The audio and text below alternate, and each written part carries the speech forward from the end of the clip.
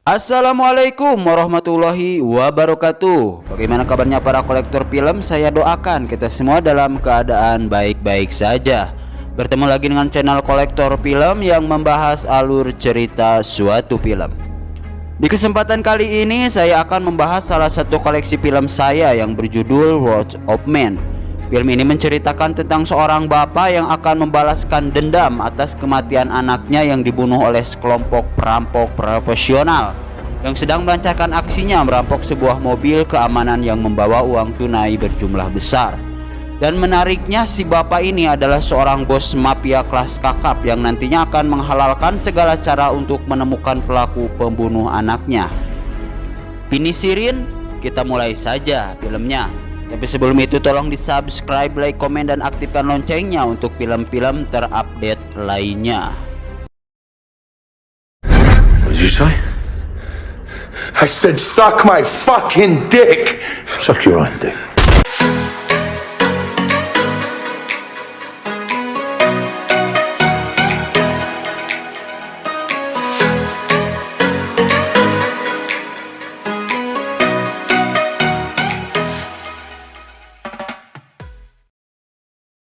Pada dasarnya, film ini menggunakan alur cerita yang maju mundur yang pastinya akan membuat penonton harus trust on body.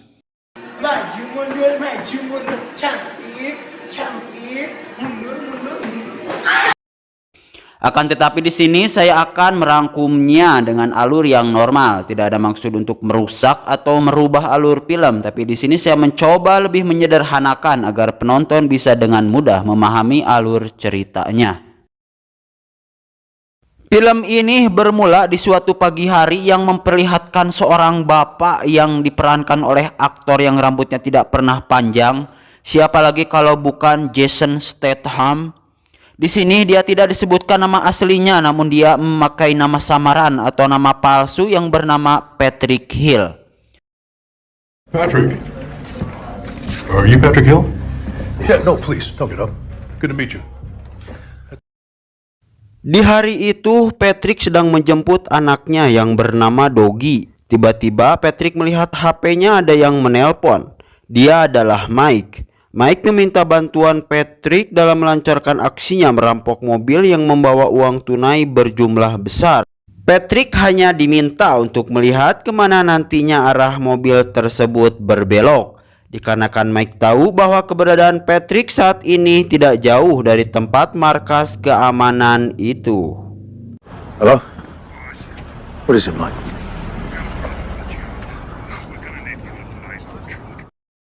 Setelah sampai di tempat yang dimaksudkan Mike, Patrick memberitahu Mike kemana arah mobil itu berbelok. Akan tetapi bukan hanya Mike yang mengincar mobil tersebut. Ada sekelompok perampok profesional lain yang melancarkan aksinya di hari itu. Dan intinya Mike kapiheulaan oleh perampok lain. You know, make your own cappuccino. Oh, god damn!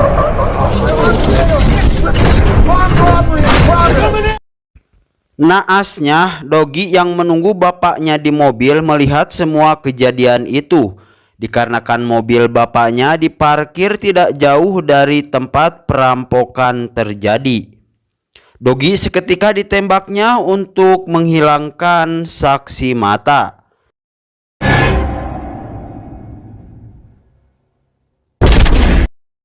Melihat kejadian itu, Patrick langsung berlari untuk menolongnya. Akan tetapi Patrick menjadi korban penembakan selanjutnya. Yang singkat cerita, mereka semua dilarikan ke rumah sakit.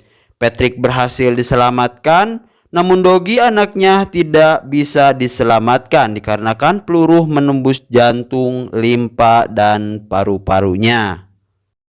Dari sinilah kemarahan Patrick dimulai. And now he's gone. Sebagai bos mafia kelas kakap, Patrick mengerahkan anak buahnya, Mike, Brandon, dan Mogi yang menjadi tangan kanannya. Alhasil untuk menemukan pelaku, mereka mencari dan membumi hanguskan semua geng dan berandalan yang dicurigai. Akan tetapi semua yang dilakukan tidak mendapatkan hasil alias nihil. Kill me now.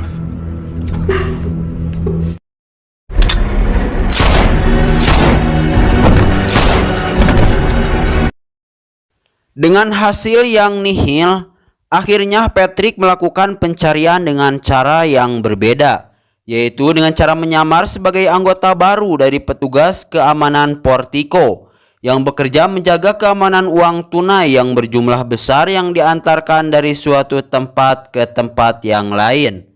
Dan penyamaran itu dibantu oleh temannya yang bernama Christy yang berada di London, Inggris. Dan ini orangnya. Terlihat Patrick mengikuti tes persyaratan untuk masuk anggota Portico yang dibimbing oleh ketua anggotanya yang bernama Bullet.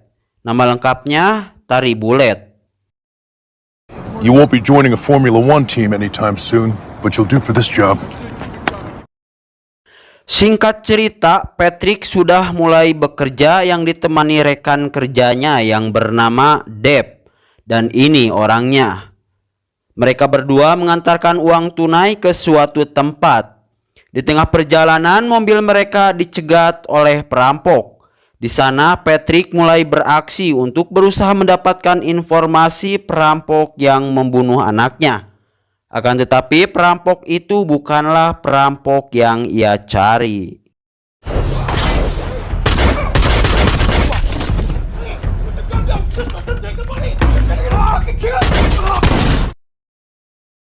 Tidak disangka dan tidak diduga, keesokan harinya Patrick mendapatkan apresiasi dari teman dan bosnya atas apa yang telah dilakukannya kemarin.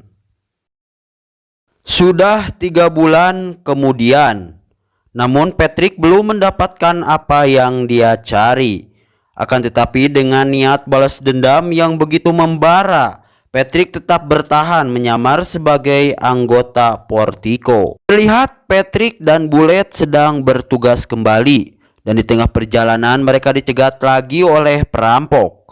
Akan tetapi kali ini perampok tersebut langsung kabur kocar-kacir setelah melihat wajah Patrick, yang ternyata perampok tadi adalah anak buahnya, Mike, yang tidak mengetahui bosnya menyamar menjadi anggota keamanan Portico. Down on the ground! You got 3 seconds!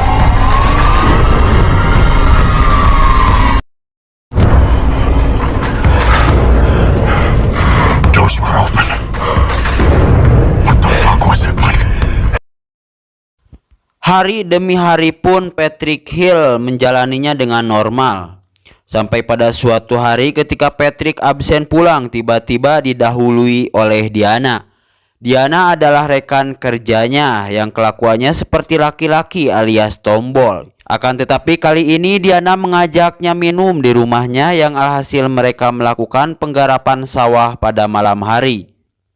Setelah selesai ganti oli, Patrick tiba-tiba menginterogasi Diana yang tentu saja membuatnya kaget.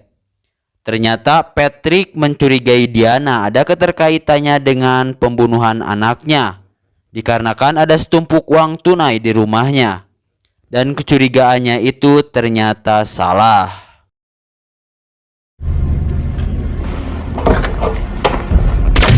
Fuck! Jesus Christ, okay, it's my savings, alright? The fuck has it got to do with you? Di tempat lain terlihat beberapa orang sedang mengobrol dan mengopi di sebuah ruangan. Mereka semua adalah mantan tentara militer yang telah pensiun dan tidak ada kegiatan. Di antaranya Jack, John, Sam, Brad, Carlos, dan Tom. Dan mereka semua adalah perampok yang Patrick cari.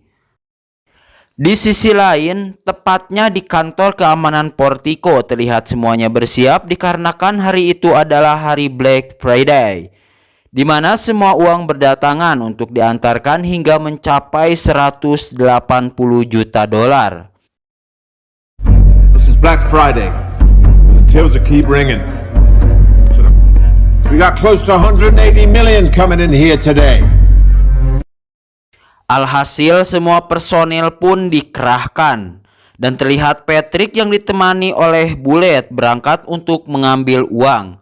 Akan tetapi si kunyuk Bullet berkhianat dan telah bekerja sama dengan perampok untuk merampok semua uang yang ada di kantor keamanan Portico. Di tengah perjalanan, mobil yang dibawa si Bullet terlihat diparkir di suatu tempat dan si Bullet mematikan semua pelacak yang ada di mobil itu. Tak lama kemudian turunlah orang-orang yang memakai pakaian siap tempur dari mobil yang mengikuti di belakangnya. Dan mereka semua masuk ke dalam mobil yang dibawa si Bullet dan Patrick. Today, you'll see tomorrow. Dan Patrick hanya diam saja dan menuruti semua perintah yang telah diinstruksikan oleh si Bullet. Singkat cerita, mobil itu telah sampai di markas keamanan Portico dan bisa masuk ke dalam tanpa ada kecurigaan dari siapapun. Dan keriuhan pun terjadi. Don't you fucking make a sound. Down on the ground. Kemudian aksi tembak-menembak pun dipertontonkan di sana. Patrick yang tangannya diikat akhirnya bisa meloloskan diri dengan membunuh satu orang perampok dan berlanjut dengan membunuh beberapa orang lagi dengan cara mengelabuinya memakai pakaian perampok yang tadi dibunuhnya.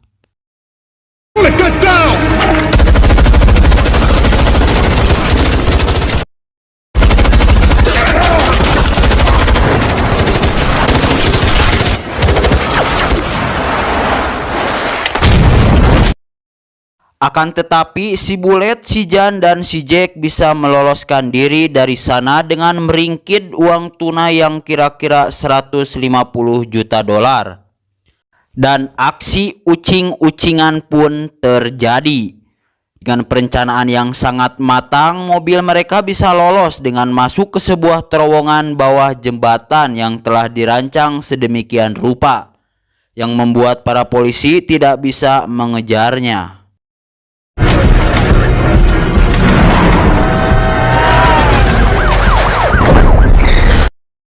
Dan disinilah kita akan dipertontonkan akan sifat manusia yang tidak akan pernah puas akan duniawi. Dengan sifat serakahnya, si kunyuk Jan membunuh si Jack dan si Bullet agar uangnya bisa ia nikmati sendiri. Dan ia pun bisa lolos dari sana tanpa ada yang mengetahuinya, kecuali Patrick. And slow.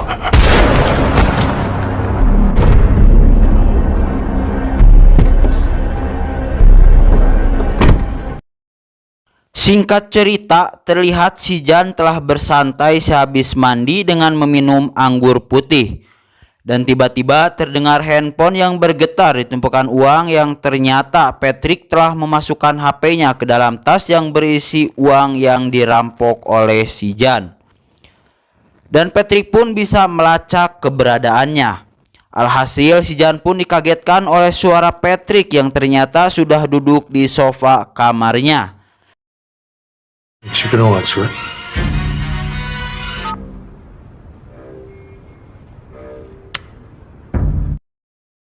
Dan aksi balas dendam pun terbayarkan dengan menembak si Jan persis dengan saat dia menembak Doggy, yang pelurunya itu tepat mengenai jantung, limpa, dan paru-parunya. I want your liver. The lungs.